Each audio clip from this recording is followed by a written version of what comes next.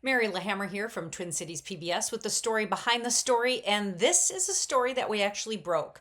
This was news that the Department of Public Safety and the administration in Minnesota are ready to call for metal detectors and weapon screenings at the state capitol. We're among the minority of states in the nation that do not have such screenings, more than 30, even upwards now close of 40 states have this, and Minnesota does not. There's been a lot of attention and pressure. It's a story we've been following very closely for some time now, and I say we broke it.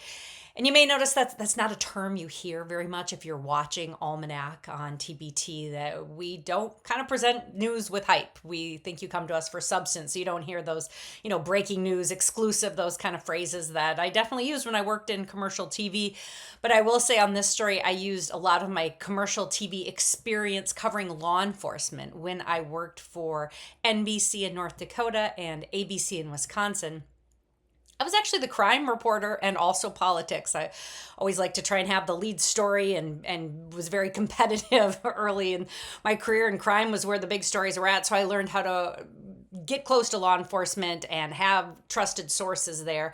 And that really helped pan out in this story this week on Almanac on weapon screenings coming to the Capitol. And that came from the Department of Public Safety Commissioner, not in the meeting, not in the official meeting where the rest of the press was, but actually in conversations that I had outside of that meeting. The commissioner is from law enforcement. And I asked him something ahead of time. I said, "What do you think the news will be out of this?" And that's when he told me he thought the news would be that they're ready to call for weapon screenings. Well, that didn't specifically come up in the meeting in front of the other press. All that came up was hearing from the national legislative group who said, this is true at most state capitals, that over 30, upwards of 40, and they detailed state by state what other security and screenings look like. So what happened in the committee was really just laying the groundwork for this policy that the administration is ready to call for, but didn't say officially in public. But then afterwards, I pulled the public safety commissioner aside and said, "Hey, are you ready to tell me on camera?" He said, "Yes, he is." So then I got reaction from another source in the room, and this is the Republican House member, Representative Jim Nash, who's chair of state government. And again, if you're going to cover state government, you better know the person who chairs it. He's the co-chair of that, and also is the whip in the Republican caucus. So a really important role. I think a lot of people have gotten to know Minnesotan Tom Emmer in Congress, who is the Republican whip. Well, the whip in Minnesota is Jim Nash, and he sits on the committee. And Representative Nash was pretty surprised that the administration is ready to call for metal detectors or wants them, because he said they have to go through the legislature first. And don't forget how balance of power works in the state of Minnesota, and that they need the legislature on board for statutory changes. And he said he's prepared to really defend his right to bear arms, statutory and constitutional rights. So I think there could be quite the fight looming on this coming up at a future meeting. It looks like the lieutenant governor who chairs this advisory commission on Capitol security will be calling another meeting quite soon, even next month. And there's been a lot of pressure on her as chair of this committee ever since the horrific assassinations of the House Speaker and her family at her home. It has increased pressure on Capitol security, as well as somebody breaking in. There was a fellow who broke into the Capitol after hours and snuck into the Senate chamber and sat in the Senate president's chair naked. And that probably revealed that there needed to be closer scrutiny of security at the state Capitol. So a lot of meetings here, and I'll show you the piece and talk to you afterwards some more. After the shootings of lawmakers in Minnesota, the administration is ready to call for weapons screenings at the Capitol. Yes, I think it is time for a weapons screening of some sort in the Minnesota State Capitol. I've been at this job since January 3rd of 2023, and we've seen a number of unprecedented events that have happened in the state of Minnesota. Commissioner just told me he is ready to recommend weapons screenings for the Capitol. What do you think of that? Well, I think that the most important thing is that nothing happens without legislation, and that if the administration, which is what the commissioner represents, has intent on doing so, not working with the legislature is just a tragic failure, and it will end in just that failure. More than 30 states currently have screenings, As we've covered, even before the assassination, more lawmakers were clearly carrying guns at the Capitol, but no one knows who and how many. Now the governor wants to ban high-capacity assault rifles statewide. The commissioner, along with the governor, who decided to come out to my hometown this past weekend and decide to make the case for putting it on the ballot, you have to go through the legislature. You can't just snap your fingers as the commissioner and unilaterally decide that you're going to install metal detectors and do weapon screenings and deprive people of their statutory and constitutional rights. I think today is still laying the groundwork. We're still waiting for the Axtel Group report. We're certainly still getting more information from other organizations, and we're still fielding questions, obviously, from those interested parties. But again, I am concerned about making sure that everyone is safe and everyone is safe at the Capitol, and I think now is a good time to really get those discussions started. This is such a great opportunity, and I can tell you you're in good hands, not because of me or who I am. Former St. Paul Police Chief Todd Axtel is conducting a security audit of the Capitol complex. From the outset, we understood this project would be highly visible, detailed, and certainly difficult. 4 buildings are being assessed. Lawmakers wondered why others are excluded under the contract with the state. Hundreds, thousands of people work across this campus. That's missing the boat. I think in light of what happened in June, there was some urgency. Everyone that we have talked to really has one thing in common, and everyone, from whatever party it is, whatever agency they work in, everybody wants to not only feel safe, but be safe. We have experienced a number of threats, significant increase in threats. We investigate those, we follow through on those, and we'll prosecute those if appropriate. One dramatic detail revealed here at the Advisory Committee on Capital Area Security is that threats have more than doubled already this year versus last year. The rise in threats to many on this Capitol complex, and just to put that into perspective, in 2024, we looked at and investigated 19 threats in 2024. Up to this point in 2025, there have been 50 that we've moved forward with.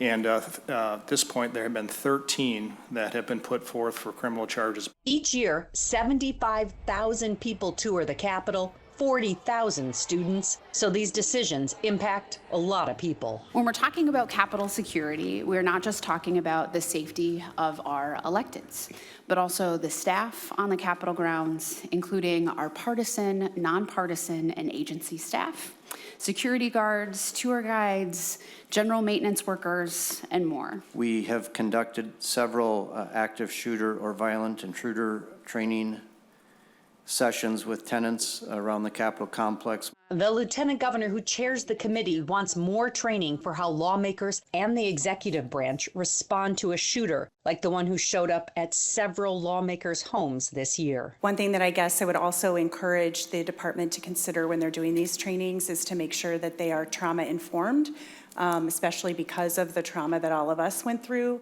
Construction is underway of new security kiosks in the Senate building, and both chambers are hiring new security personnel after a man snuck into the Capitol and Senate chamber naked. We are checking doors. The maintenance workers are checking doors as they're doing their jobs. As the temperature turns up in politics, so too are the security concerns. Disturbing committee hearings and discussion, especially when we're trying to hear from the public. Individuals at the testifying table may be threatened. They may hold back their comments. Members have behaved in ways far more outrageous than I've ever seen any member of the public behave. And now a little more background on the controversy that's ahead on the issue of weapon screenings potentially coming to the Capitol. There already have been changes made that I detailed, that entrances have been trimmed down. There were over a dozen entrances, or around a dozen, to the Capitol before and after the break-in. That has now been trimmed down to just a couple of entrances. But still, when you come to the Minnesota State Capitol, at those entrances, you do not have to have your bag checked. You don't have to go through a metal detector like you have to do at, say, the State Supreme Court across the street, or even down the street at the Ramsey County building. And that has actually been a voice that I've listened to a lot in the last years. I've been covering this story really aggressively, and broke the the news way back in January of a letter that Ramsey County Sheriff Bob Fletcher had issued saying it's time to increase security and have metal detectors at the Capitol. He called for that back in January. Lawmakers did not do so, did not follow his lead. So we spoke to him about that. And he's someone that I have known for a long time. I've been covering Minnesota politics for about 30 years here. Bob Fletcher's been around for about 40 years. He knows politics. He knows both sides of the aisle.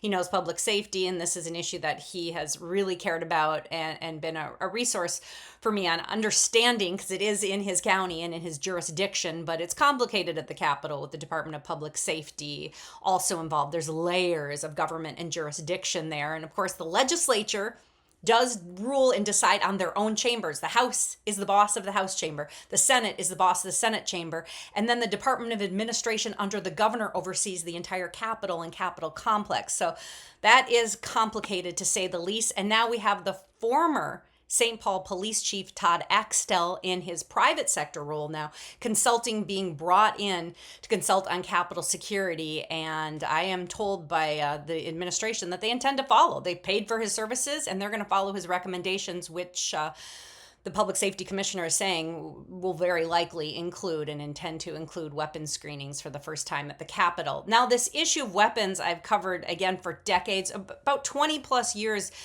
The concealed carry bill was the original bill that allowed broader permitting of weapons in Minnesota, and that did pass through the legislature quite some time ago. What wasn't as well known and vocal, and what I discovered when I was digging into this earlier this year, is that people no longer have to disclose if they are carrying a weapon in the Capitol. Initially, after that concealed carry law went through, notification was required. That has backed off. That part of the law is not there anymore. And so we do not know at any given time who is carrying a weapon at the Capitol. And I noticed earlier this year, this is prior to the assassination of Melissa Hortman. This is prior to the recent break-in at the Capitol. But during session way back in January, I could see many more lawmakers carrying. And they were telling me that they had more threats and they felt unsafe and that they were carrying weapons. So we don't know who is and isn't carrying, and we're definitely seeing visibly more lawmakers are carrying. So I've been covering that for some time, and it will be a difficult political issue because, again, the Minnesota State House is tied. There is a Republican House Speaker right now.